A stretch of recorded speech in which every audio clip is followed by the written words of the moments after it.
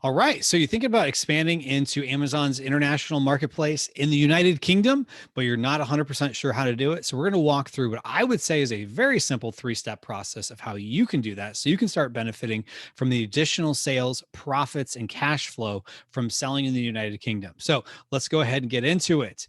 So the first thing you're going to want to do when you get started selling in, or before you get started selling, I should say, is to register for a VAT number. That's value added tax. Now, that can be a very scary word for a lot of folks because when you're when you're in a country like, let's say, the United States, like I am, we don't have value added tax. So the whole concept is very different. So just to give you a quick little background into what value added tax is, the way it works there is when someone purchases a product, it already includes the value added tax. So in the UK, generally speaking, and I'm not here to provide tax advice, so please validate anything I'm saying here.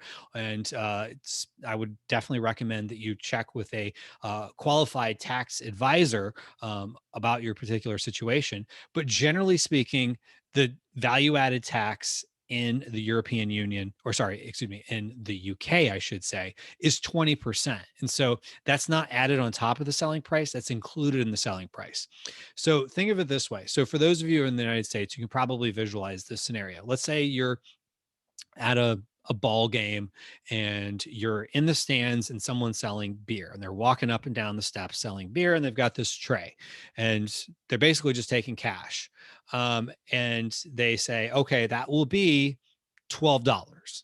And so you hand them a 20, they give you $8 back. So 20 that you gave them minus the 12 is the cost. And so your change was $8. And that's how the transaction went. There was most likely still sales tax involved in that transaction, and the sales tax was just backed out. So they advertised a price that included sales tax.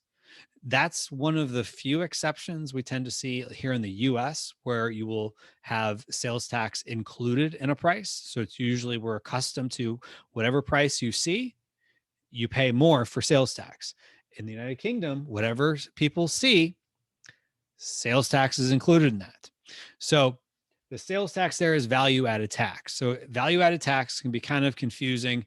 One of the nice things is Amazon is collecting the sales tax, the value added tax. So basically 1/6 of your selling price. And when you back it out, that's how the math works out. And then they're remitting it on your behalf. Now, again, I am not a sales tax expert, but the sales tax experts I have talked to have all said that even with this new change as I record this, in the United Kingdom, you're still responsible for that. And from my standpoint, and this is just more my personal opinion, I don't see any reason why you wouldn't want to, because there are certain things you could get credits for. So like when you pay um, you pay for value added tax on certain things. So there's value added tax that you'd pay at the border based on the uh, declared value of your goods. You'd get that back as a credit. And so you would want to make sure that you would get the value added tax because you'd only be getting that back as a credit if you go to file. And then also, Amazon charges VAT on top of your PPC charges. And so essentially, you're getting that back as a credit. And so, because there are certain things that you're getting credits for, you want to make sure that you're getting the uh, the credits in that transaction. So it's definitely to your advantage to be thinking through, okay, how do I get the credits that I'm owed and whatnot? So um, the only way to do that is to register. And technically, everything I've read is, even though it sounds like in the US where kind of a lot of sellers look at it as the states aren't requiring them to register and file because Amazon's doing it for them. All the things I've read in the United Kingdom is you're still required to register and file, even though the actual money that's collecting is happening by the marketplace, by Amazon, but you still have to file a filing. And at this point in time, I don't see any reason why you wouldn't want to do that because it would be to your benefit because you're getting credits back. So definitely speak to a qualified tax professional on that one. But I would say you want to register for VAT, and then you also want to register for what's called an EORI number. So EORI, and that's basically just a fancy term for your importation number. So to get the goods across the border, you need an EORI number. It's one of those things that it's pretty quick to do. And usually if you have a VAT number, it's your VAT number followed by 3 zeros. And then that would get your goods across the border.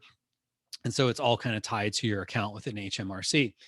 Now, while you're waiting for your VAT number, you're going to have to provide some documentation to prove that you are who you say you are. Your company is who you say it is. They tend to be a little bit more strict on what they require than other countries like Canada or even the United States. They have very strict payment laws in Europe, and even though the United Kingdom is no longer in the European Union, they still have some of the old philosophies, and they've kind of added on some of their own things. So from what I've seen with helping clients through the process is that they're going to ask for quite a bit of documentation. And so at the time I'm recording this, I don't think the dust is fully settled on exactly what they're going to require. So again, another reason why it's definitely to your benefit to speak to a company like Avask Accounting, for example, and then let them help you with that. So then while you're waiting on the VAT number, or you're waiting on them to come back and say, okay, we need new documents or whatever the case is. So while that process is in place, now you've got some homework. You're going to go basically set up your account. So you're going to need to have an Amazon account. So you'll need to create a European account if you already have one. It's pretty simple. Basically, you would just go into Seller Central. If you're in the US, you go Seller Center, within Seller Central, you would go inventory, sell globally, and then you'd see a Europe tab. And then if you already have a European account, you can link it to your US account, or you can just create one. Amazon will probably also ask you for some documentation, such as passport, things of that nature. If you don't have an active passport, probably as soon as you're done with this video, if you're planning on selling in Europe, I would go ahead and just get one, because it's one of those things they tend to require. I've seen with folks that they, whether it's Amazon or HMRC, which is like the IRS of the UK, the tax authorities essentially, regardless of who's asking for it, they generally won't accept a driver's license, even if they say driver's license, because they usually mean British driver's license. So if you ever see driver's license, they generally won't take your US driver's license because of the payment laws there. They usually want to get a passport. So start working on the passport. You're going to need it somewhere along the line. So I would definitely recommend that. And then you're going to set up your listings. So you want to make sure that you can take basically the data from your US listings. You can add them into the United Kingdom. You might see your US listings up there that either some gray hat seller is basically drop shipping off of your US listings, where maybe they've added your product, and this happens in a lot of marketplaces. Don't freak out if you see this happen.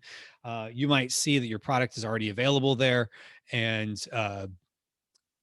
sometimes it can be a little disconcerting, because if you did the math of what the currency conversion would be, sometimes it's like 2-3 times, sometimes even more, what the price is. So they're just hoping that somebody buys it at a super high price, and then they go to your US listing, and then they purchase it there, and then they ship it to the customer from the US.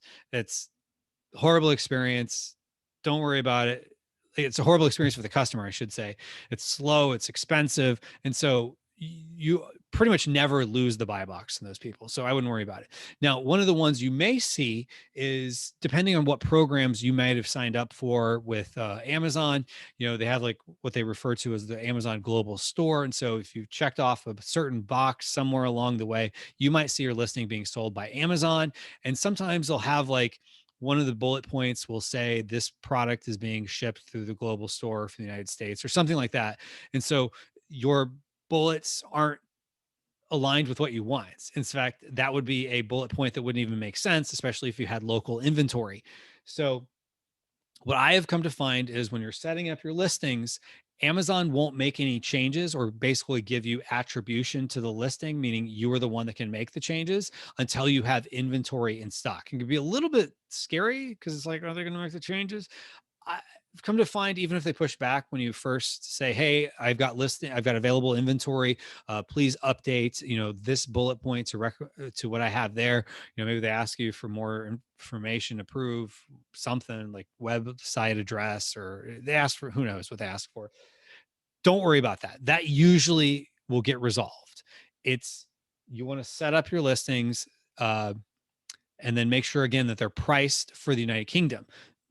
Pounds and dollars are not the same thing. They're going to be a different currency. And then again, the sales tax is included in your selling price. So just know that 1/6 of your price is coming out.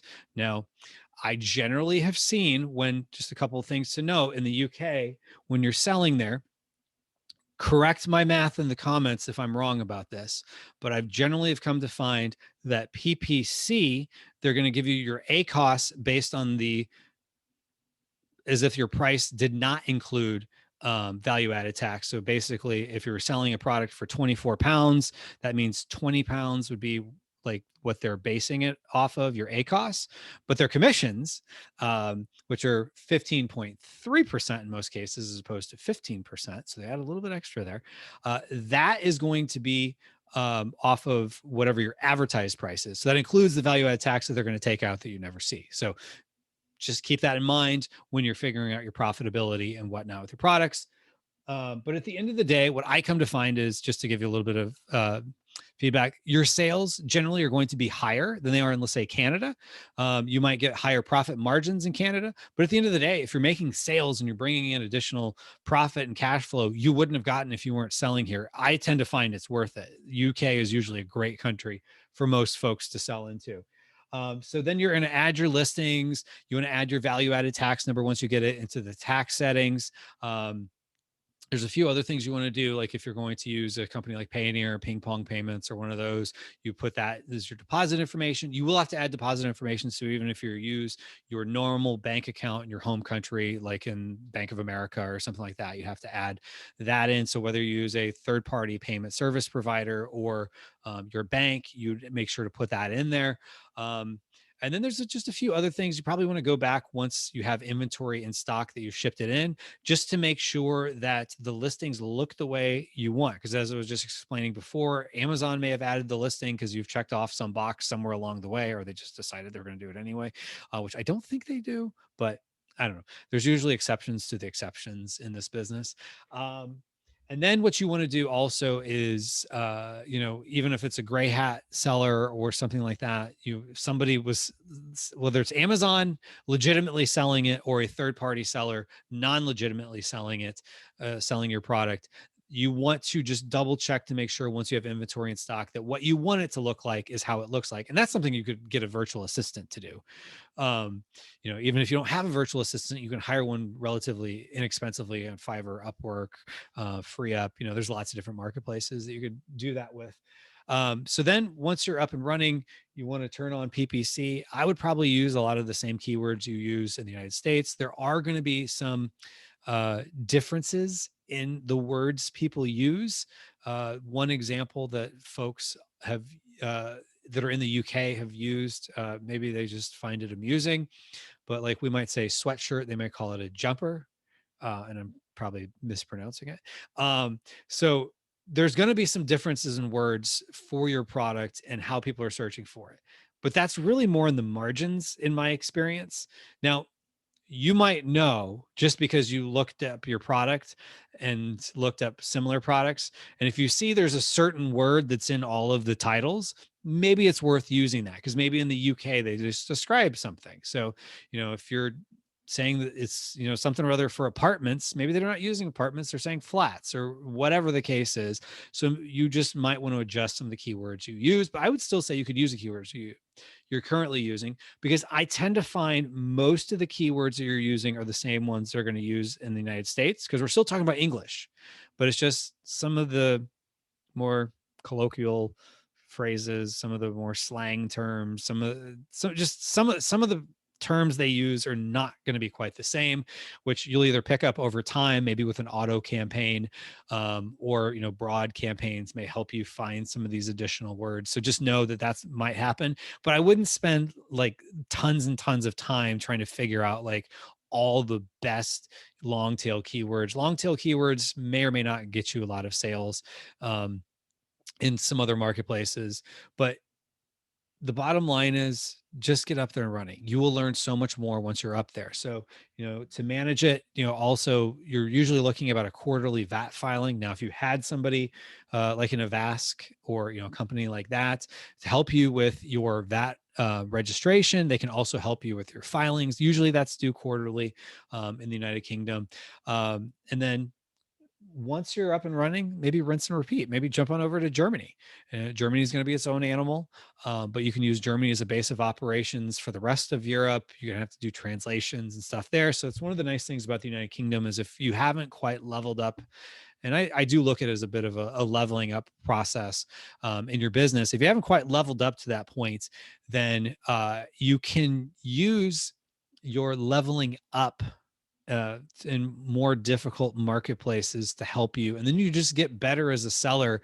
And, there's going to be people you're going to meet who are going to say, it's international selling is just not worth my time. Well, for me, I'll just use an example around the holiday season. My total sales internationally was an extra 56% on top of my US Amazon sales, which I wouldn't have gotten if I wasn't selling in international marketplaces. The UK was around 20%. There's actually a little bit better than that, actually.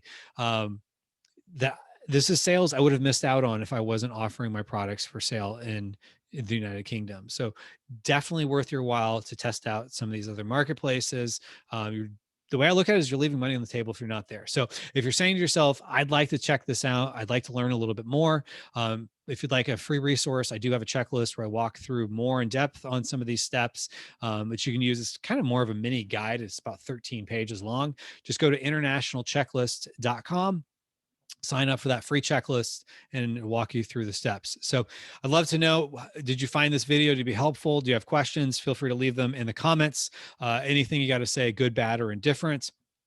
And then also, if this video was helpful, please consider smashing the like button, as they say, as well as subscribing to this channel so you can get more information, helpful tips as you're growing your own e-commerce business and casting a wider net and going more and more international. So I wish you the best in your e-commerce journey. Take care.